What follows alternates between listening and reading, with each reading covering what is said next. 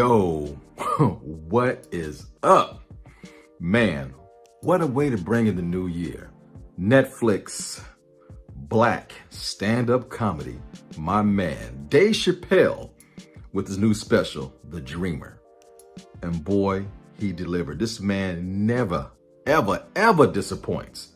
Now, I heard he bombs sometimes in concerts. I never been to one of those, never seen that part of it. He's talked about it, but when it comes to a tape special, this man is money, keeping it 100. And yo, he is by far the best storyteller in comedy. Takes his time, he sits on that little stool, he pulls you in and then hits you with a joke that you never seen coming. The man is brilliant.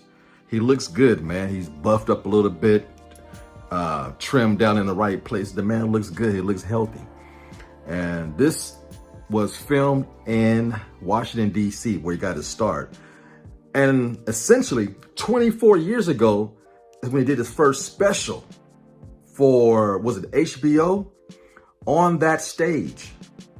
24 years ago, Killing Them Softly. And that's one of my favorite stand-ups that he's ever did. And to be back 24 years later is truly amazing. The man is definitely living his dream. Hence the title of the show, the stand-up, The Dreamer. This man goes in. You'd think he'd take a little break from people. The trans, they got it. The bisexuals, they got it. He even talked about the handicap, paraplegic. They got it. He wore that ass out. He got his wife, blacks, Asians, whites, political people, politicians. He is on point. He's up to date.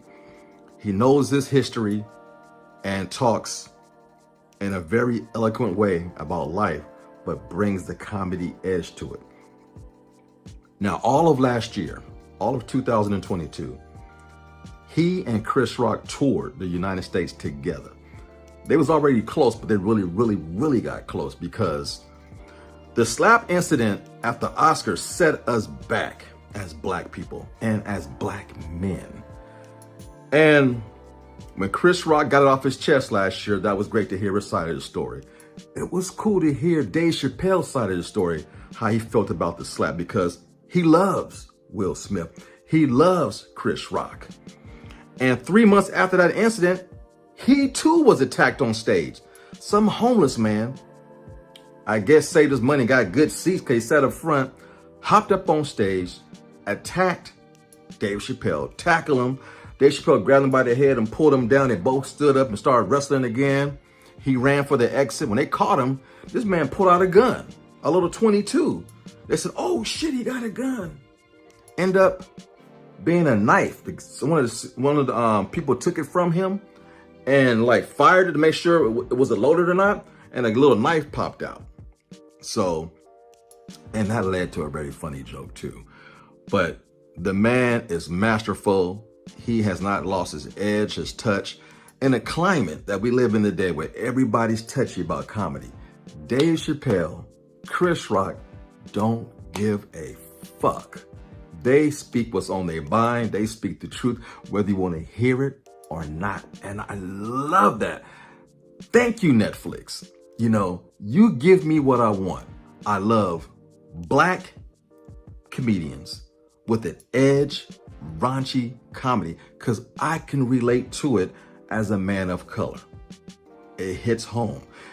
All these blockbusters are flops in the theater. Man, I stayed my ass at home most of this year, and Netflix, I had a better time at home watching movies than I ever have going to the theater this particular year. Netflix delivers. It gives me what I want.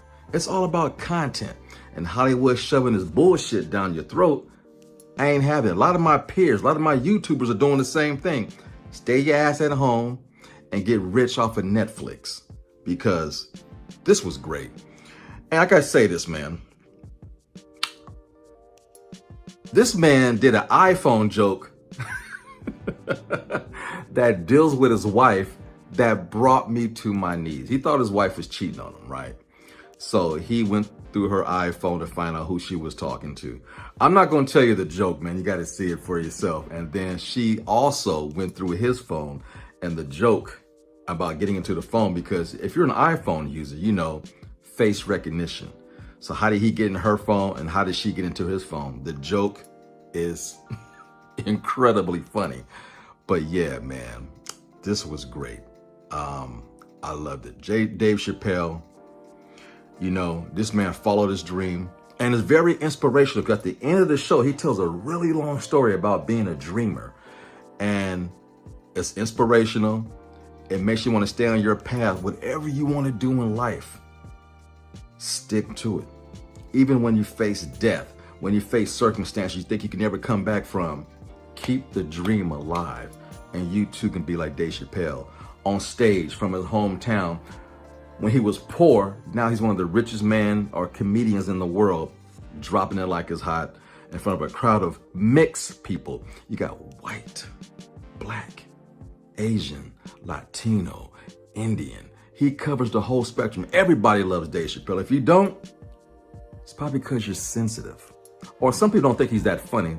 His particular brand of comedy might be their thing, and I respect that. But most people are just sensitive. And you know what?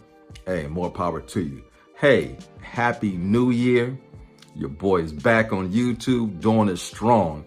I can't think of a better way to bring in the new year other than talking about Dave Chappelle and Netflix. Hollywood, get it together, because I'm doing less and less reviews on you motherfuckers, all right?